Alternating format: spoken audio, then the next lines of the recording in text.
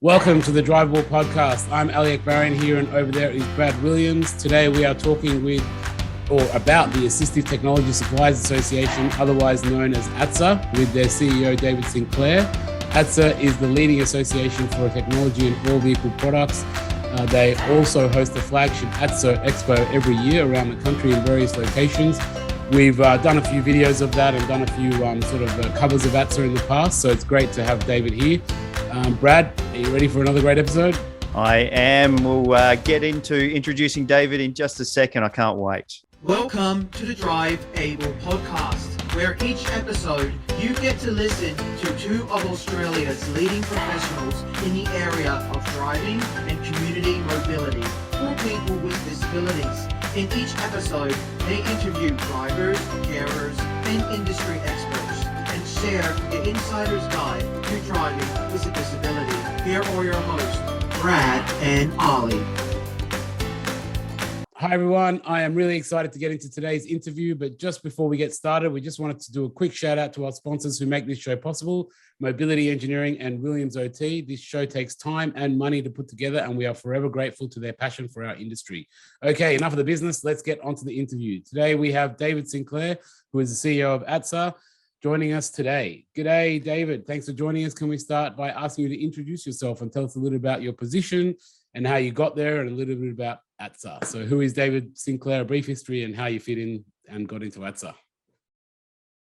Thank you, Ali and Brad, for having me on today. It's great to have the opportunity to talk a little bit about ATSA and what it does for the community. My name's David Sinclair. I'm the Executive Officer at ATSA, and I've been there for a number of years now, starting to lose count, well over 5. My background is actually in the technical space, and I worked through various multinationals, Unilever, Canon, and the like. And then I spent the best part of 9 years with Paraquat, New South Wales, and I headed up the Bright Sky business. Not long after I elected to smell the roses, I was encouraged to take on the role here at ATSA to lead it forward. During that time, ATSA has changed from originally just an industry association to actually now it's a fully registered charity. Now, a lot of people find that quite interesting because most industry bodies don't get the opportunity to be a charity, but what we've been able to demonstrate, and this is primarily because of the Expo and the free education that we give, that the ACNC has recognised ATSA does more for the community than it does for its members. So that's an interesting twist that most people don't realise in this sector. And I think that has a lot also to do with the attitude of the sector working under a code of practice. And that code of practice means that they actually put the users of AT ahead of their business. Ali's team at Mobility Engineering also are part of ATSA, and they follow this code. And I think it's a good sign of an industry that actually has recognition for the people around them. Yeah, okay, that's really cool.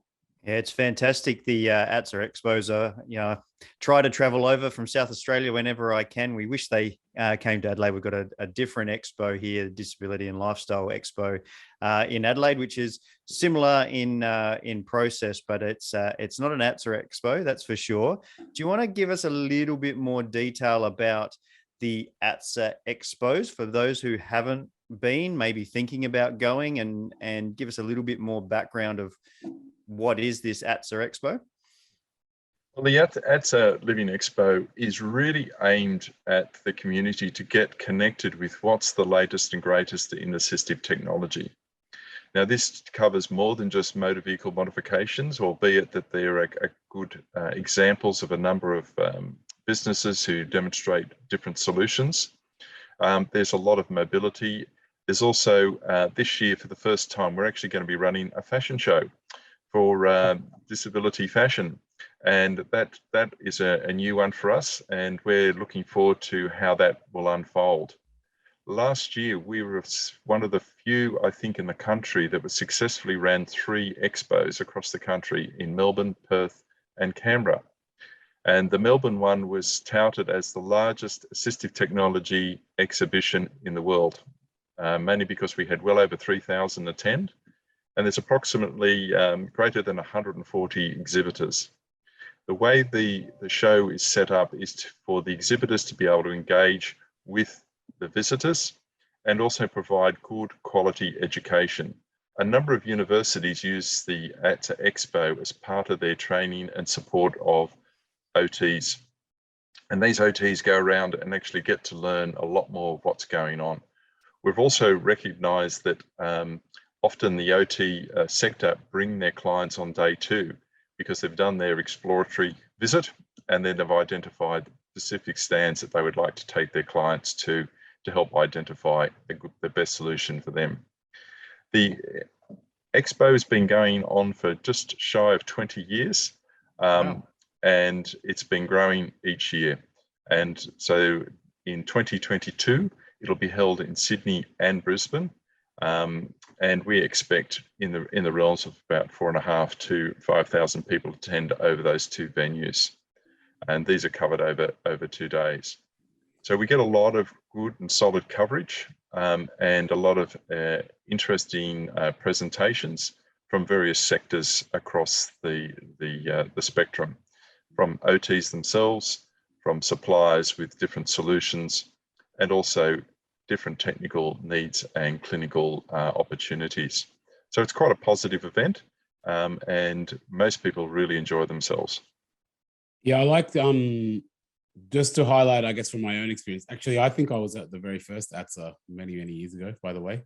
I think that what you said about what ATSA stands for in terms of supporting and being community focused, I would say everything culminates at that expo. And what you mentioned there in terms of the day two, I guess I wanted to highlight with that from my own experience and from the videos that we've shown that it's not just a place where you go and pick up some brochures.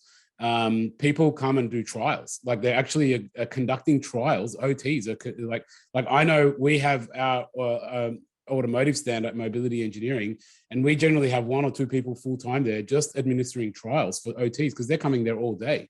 And that's not just us, that's all the wheelchair stands, all of them. So you've got fully interactive displays that are there that are all functional and working. And so it's not just, hey, come and pick up a brochure and get sold. It's come and figure out what it's a functional facility, not just an expo as such. And I think your philosophy of what ATSA stands for, what you mentioned before, really comes out in that expo.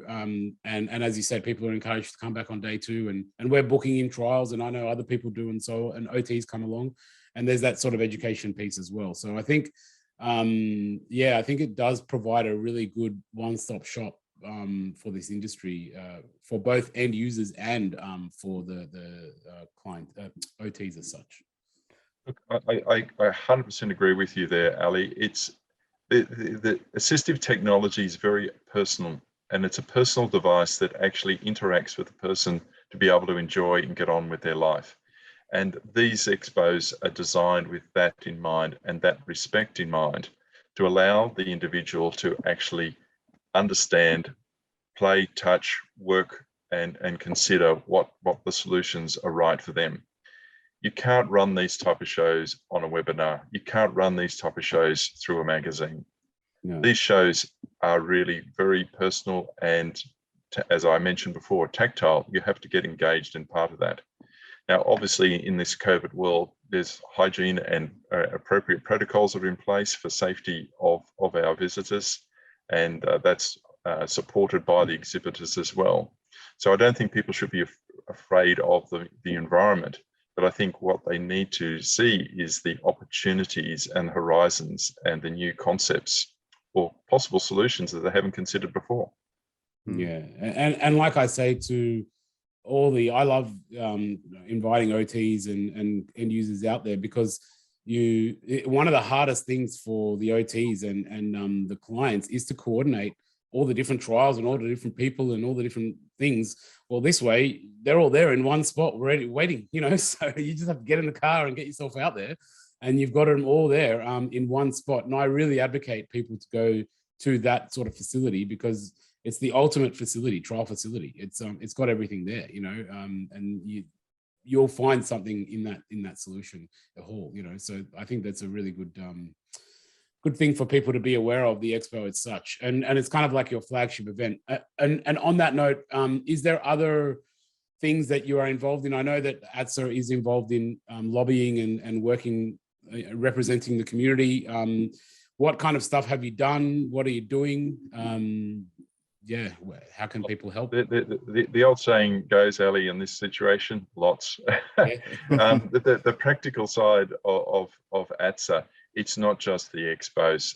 It's actually looking at government legislation, access to assistive technology, and where those intersections take place. And as you're aware yourself, Ali, that legislation is designed to help and protect individuals to make sure that they purchase safe and appropriate product.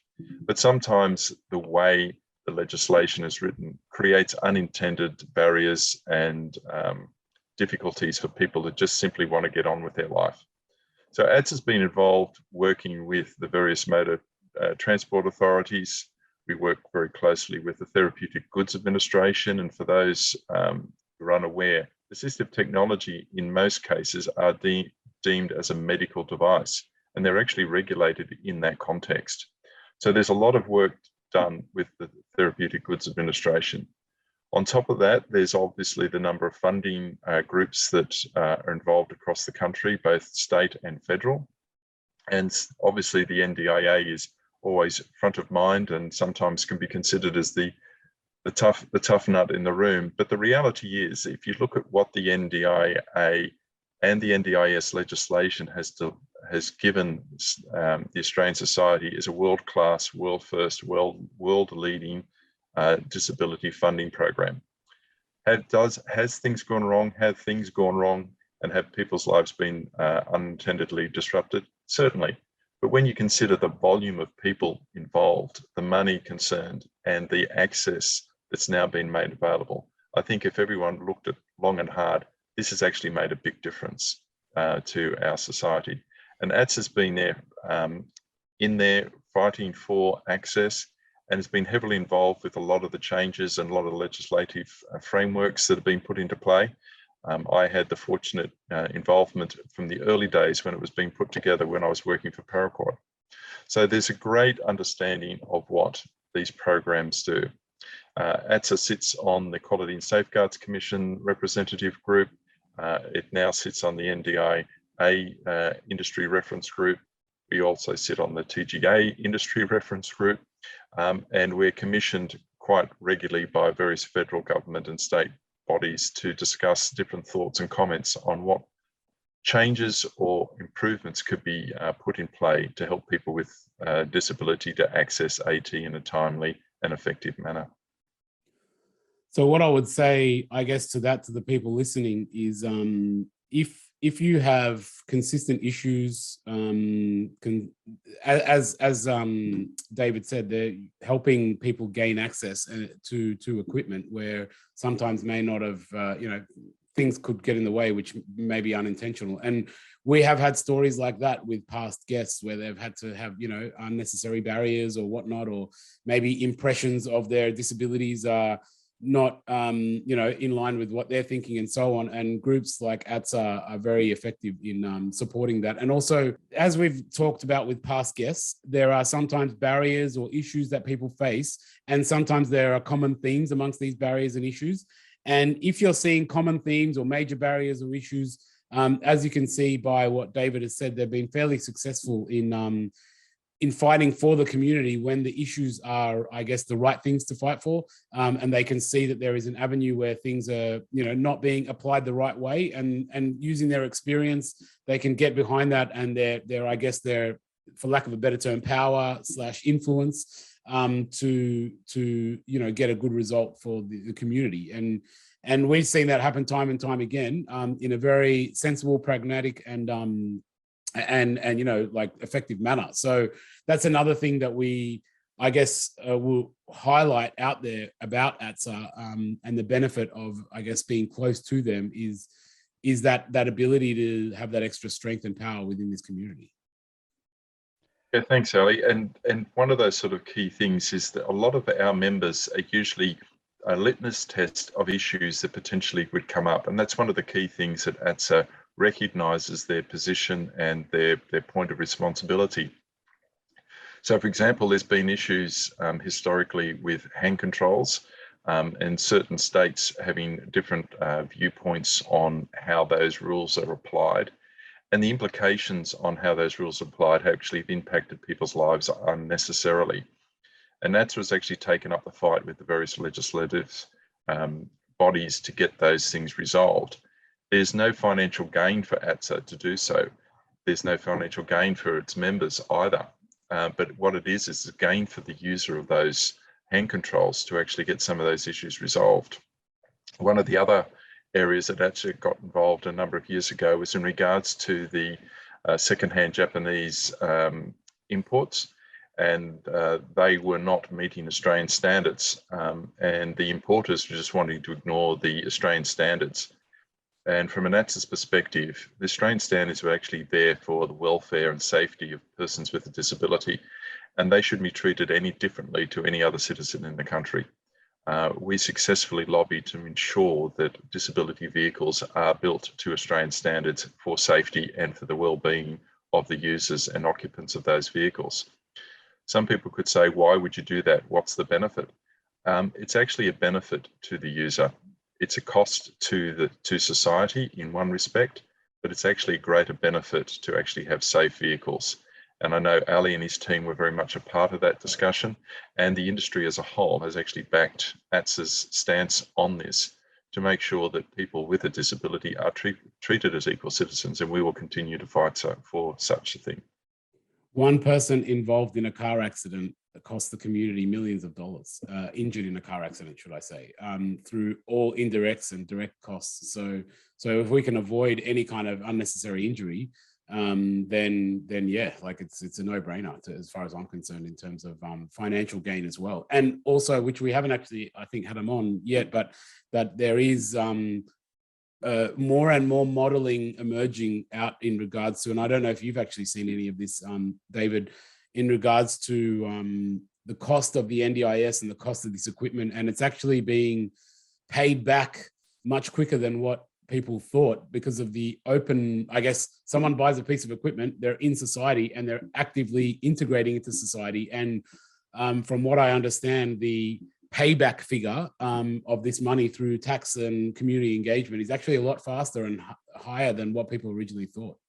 Yeah, we're hoping to have Angela Burnt and Claire Hutchinson on, who actually did a research study specifically around car modifications. And you know, when we're talking about $150,000 worth of modifications to a car on some occasions, is that value for money for payback to the community? And the research says that it takes around 2.5 years to pay that back with taxes and spending in the community and GST and all of those type of things that they're able to do now that they're able to get out and about in the community more often. So stick around and tune in for a later podcast. We haven't set a date for that one yet, but that'll be a very interesting chat. So there's research there to back that up for sure.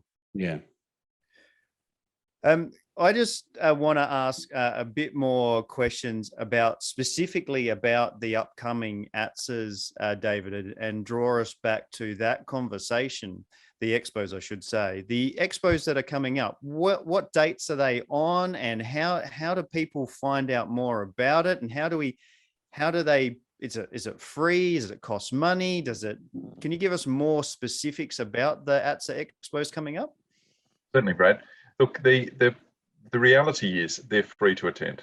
That is the commitment that ATSA's had in place since their inception in early 2000. That the idea is to allow people to be able to come in unencumbered and be able to have a look around and actually see a good quality event. Now, in the Brisbane, it's going to be from the 11th to the 12th of May this year, and that's going to be held at the NA Showgrounds, Brisbane.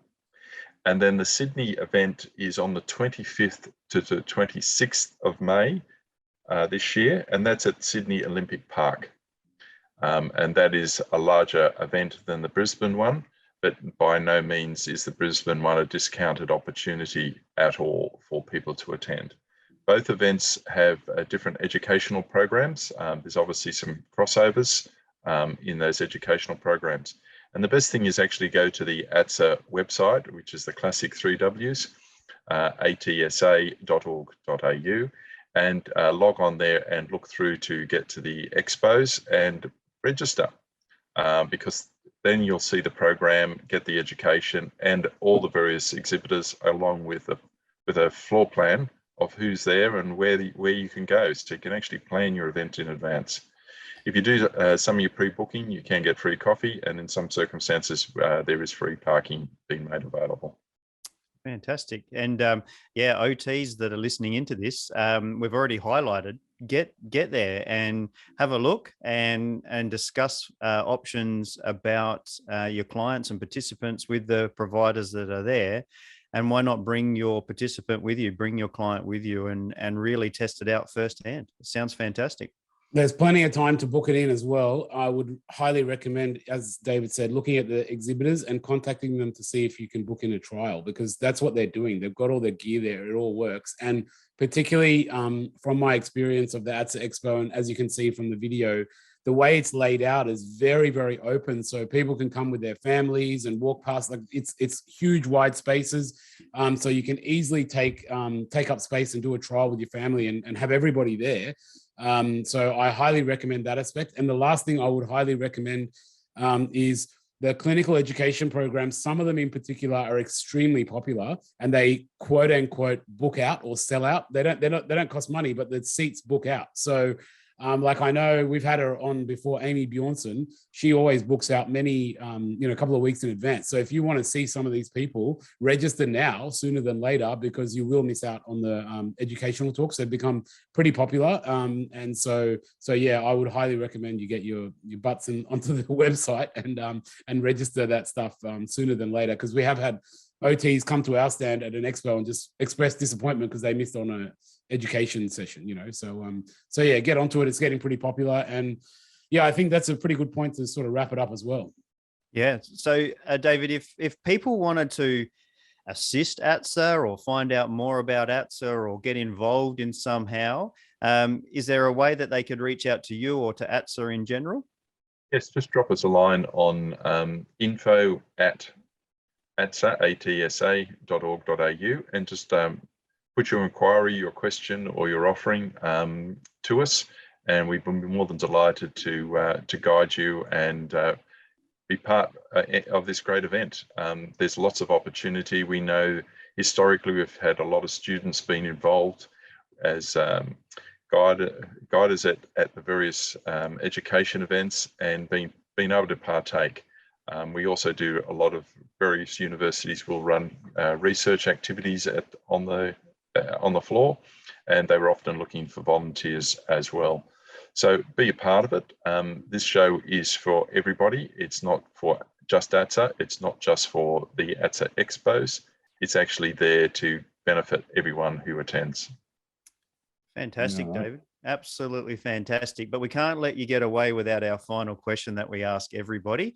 What's something that you've done in your car, or a memory that you've got traveling around in your car that you might like to share with us? It can be something funny. It can be a family history story, or sharing an adventure in days gone by.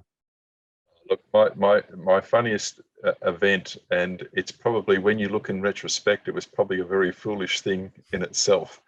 I wanted to go out to Mungo Lakes, and I had an all-wheel drive vehicle, not a four-wheel drive vehicle. So it's a classic light vehicle, but it actually had very wide tires. So in reality, on a dirt road, it's not the most ideal setup.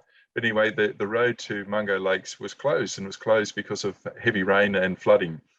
And I was driving past, and the roads were made open. So off I went. To only discover I probably was the first car on the road since they opened the road. I all but got to Mungo Lake, and I was driving, and all of a sudden the car's just drifting, and there's this mud everywhere. And somehow, by pure divine intervention, I'm sure, I got through to the other side. When I pulled up at Mungo Lakes, you could imagine the wheel arches as if a brickie had a trowel and actually packed the mud around the wheel arches. The expressions were priceless when people came out to look at this Audi Q3 full of mud, packed to the hilt, and few people shaking their heads as if to say, how did you get here and in one piece?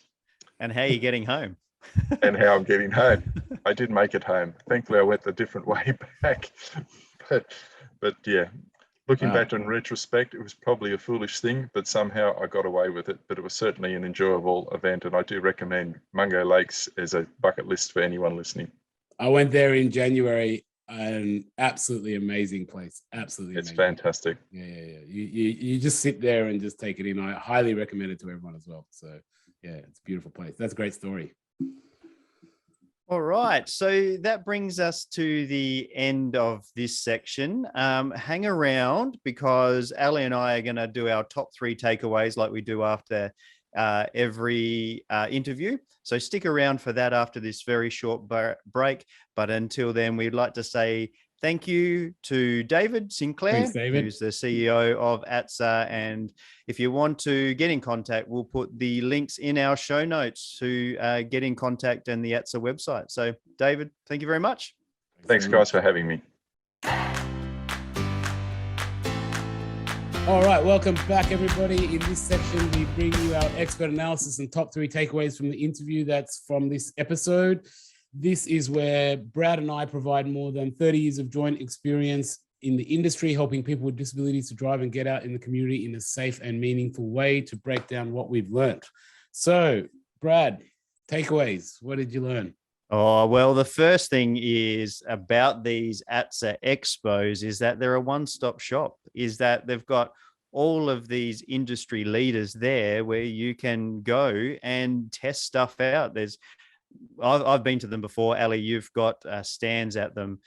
You can go and test out from a wheelchair to a KitchenAid to a mobility, getting out in the community car, hand controls, left foot accelerators, wheelchair access cars.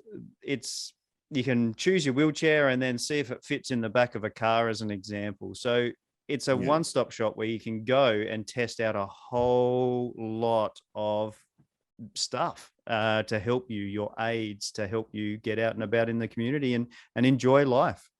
Yeah. It's, I mean, as you can probably tell from my passion about this expo, I've been there doing it for a long time and talking pretty positively about it. And that's the main reason why I'm so passionate about it, is the factor that I guess we, even as I've spoken about with this particular podcast, the driving factor of this podcast personally, as with both of us, is to get people out there trying this equipment. Yeah. And so for me personally, having one hall with all the equipment there that's functional, it just makes me super excited and nerdy, and like, that's so cool that we can go there. And I love going there and looking at all the gear myself. And I love that people are so passionate about the gear and they want to help out and they want to help each other. And on the back of that, as we mentioned also in the interview, you can actually do proper trials for NDIS and fill out your forms and do all of that in the expo.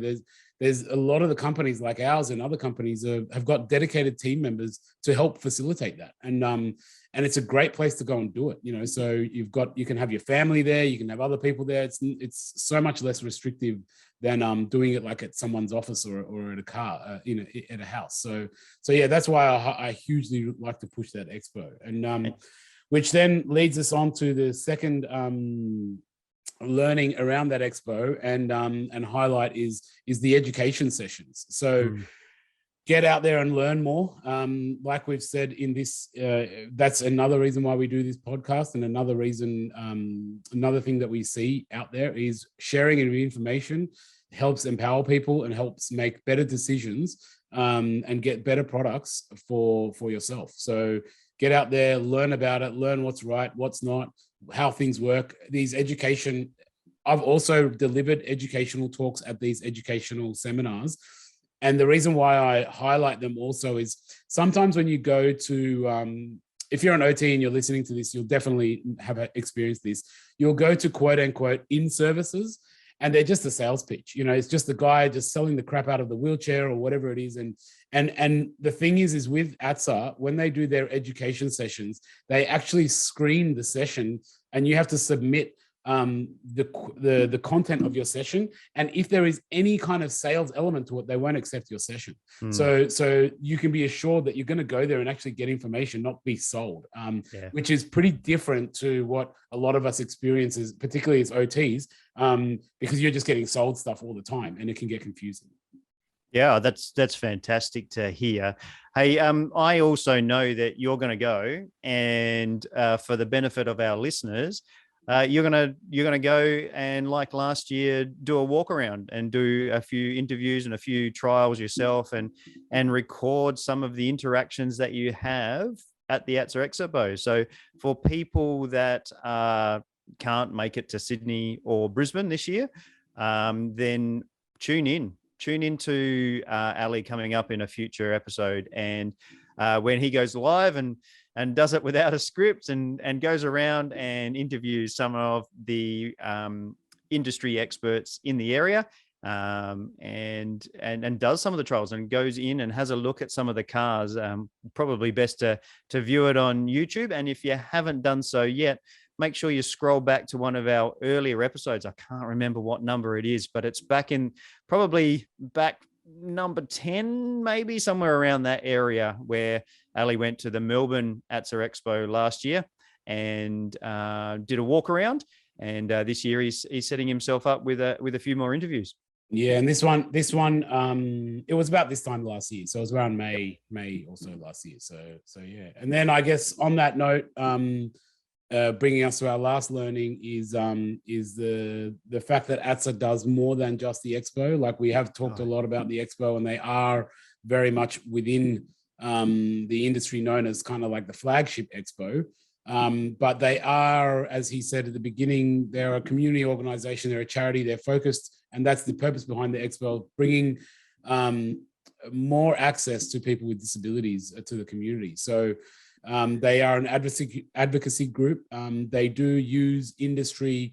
And David mentioned some stuff. I have worked, they work with passionate industry people like myself, and I've supported a lot and as he said, with no financial gain, we've supported a lot of, I guess, battles to the legislation and battles to guidelines, where what we've found is they're working counterproductive to what's the best thing for the people, both disabled and non-disabled. So and these guys are really sensible. They've got a really good team of industry people around them that support them. And if you've got an issue that you're trying to get over the line, talk to them, reach out to ATSA. They are very genuine, and they will help you. Or if they can't, they'll put you in touch with people that can, and they've done the same for me as well. Yeah. And look, it's fantastic that they're going beyond just, there's no entry cost to the ATSA Expos. They're not in it to make money at all. They are a charity, non-for-profit. So make sure that you get behind them and support them, and utilize what all their hard work to try to make the disability industry more accessible for everybody, and promote better products, better safety, and improve people's lives. So we applaud the ATSA initiative. All right, I think that brings it to an end. So as we say in every episode, we want to do a shout out to our sponsors, Mobility Engineering and Williams OT, for helping bring you this interview today with David Sinclair. So thank you again to David, and a reminder, a shout out to make sure that you get in contact with ATSA if you want more information. ATSA, just put that into your Google search bar, and it'll take you to the website, and you'll be able to get in contact through the contact page on there. Just as a reminder that Williams OT Driver Assessments and Rehab has all of the pieces of the puzzle to assist people with disabilities reach their driving and community mobility goals. And Mobility Engineering is a team of passionate and dedicated people focusing on bringing Australia's largest range of suitable transport solutions for all walks of life. And today, it speaks 1,000 words. Every week when we do this podcast, we sign off with the same one, but today it has more meaning because it's what the whole interview's been about. So as we say in every episode, the advice provided in this podcast is general in nature, But if you've got any queries about what can work for you, make sure you contact your local OT or mobility dealer and set yourself up with a trial, because trials really do put you in the driver's seat. So why not get to the ATSA Expo and set yourself up with heaps of trials and trial everything that's going on. Until the next episode, thanks very much, Ali, and we'll see you soon. Thanks very much, Brad. See you next time. Okay, see ya. Thanks for listening to the Drive Able podcast with Brad Williams and Ali Akbarian. If you like what you've heard, make sure you like, rate, and subscribe. It really does make a massive difference. If you or anyone you know would like to share a story about driving with a disability, or you would like to get in contact, find the show notes, or find the resources mentioned in this episode, you can find us on Facebook. Just search @Drive Able Podcast for more information.